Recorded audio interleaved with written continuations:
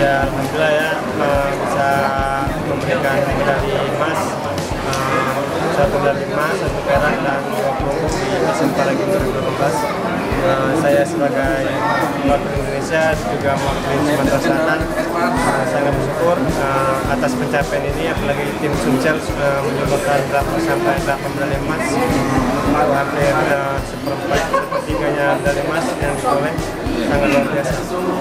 Ini kalau medali emas ini sendiri dipersembahkan untuk siapa? Untuk negara atau ada orang terkasih? Ya, kalau medali emas ini jelas ini untuk seluruh masyarakat Indonesia. Nah, setelah ini rencananya apa, Mas? Siapa apa nih?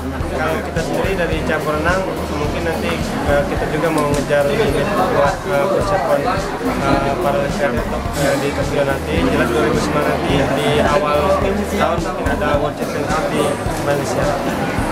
Sampai kita khawatirkan penuh sampai banyak masyarakat yang nggak kebagian tiket juga untuk menonton. Tentu itu perlu mental yang kuat juga karena ribuan penonton memadai dengan akuatik pertandingan. Jadi beban juga ya?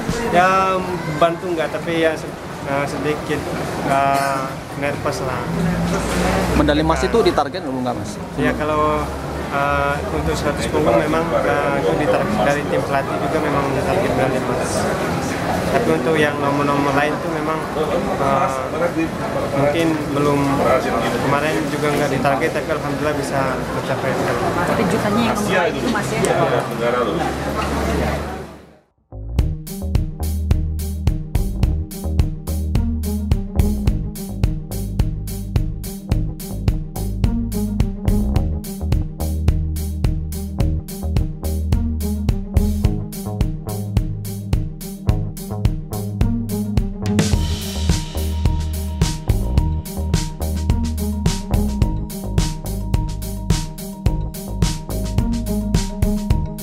Medali apa? 11 medali emas, perak.